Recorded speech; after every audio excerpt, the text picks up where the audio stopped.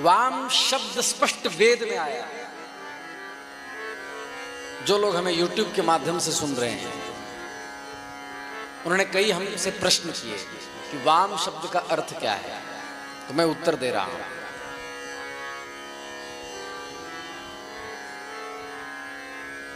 वेद कहता है,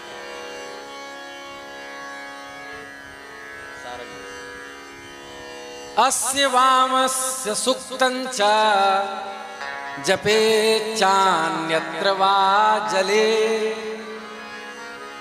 ब्रह्महत्या दिकं दग्ध्वा विष्णु लोकं स गच्छति।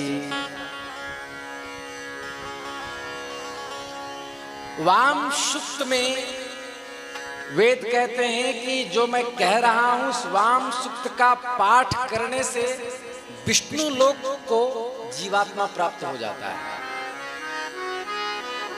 यह है वाम की महिमा। वाम शब्द का अर्थ है प्रशस्य। प्रशस्य कहते हैं प्रज्ञावान को, बुद्धिमान को। दुर्गार्चन में, दुर्गार्चन पद्धति नामक ग्रंथ में ये बात आई। आज हमको अध्ययन में मिला। मैं इसके अर्थ का अनुसंधान कर रहा था कि वाम शब्द का अर्थ कहां मिलेगा। दुर्गार्चन पद्धति में कहा, य एव ही प्रज्ञावन्तः त एव ही प्रशस्या भवन्ति। प्रशस्य मतलब प्रशंसनीय। ध्यान से सुने, तंत्र में वाम मार्ग, वाम का अर्थ हुआ प्रशस्य। प्रशस्य कहते हैं प्रज्ञावान को। तो कहते हैं जो प्रज्ञावान है वही प्रशस्य होता है, अर्थात प्रशंसनीय वही है जो वाम मार्गी है। वाम मार्गी प्रशंसनीय है दुर्गार्चन पद्धति के अनुसार।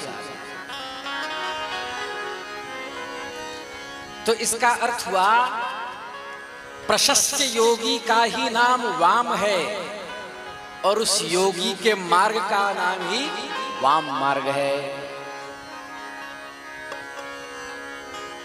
इसलिए तंत्र के प्रवर्तक भगवान महादेव विश्वनाथ शंभु कहते हैं, वाम मार्ग में लोभ का स्थान नहीं, क्योंकि वाम मार्ग जितेंद्रिय के लिए है और जितेंद्रिय ही योगी होते हैं। अब आप कहेंगे इसका प्रमाण क्या है कि लोभ का स्थान है। परद्रव्येषु योधश्च। ध्यान से सुने, वाम मार्ग का अधिकारी कौन? परद्रव्येषु योधश्च परस्त्रीषु नपुंसकः परापवादे यो मूकः सर्वदा विचिदेन्द्रियः।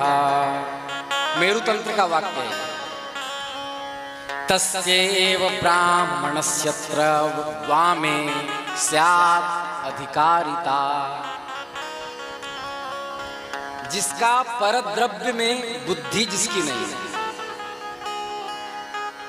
पर स्त्री के प्रति नपुंसक है, अर्थात पर स्त्री के प्रति जिसकी किंचित भी लोलुप बुद्धि नहीं है,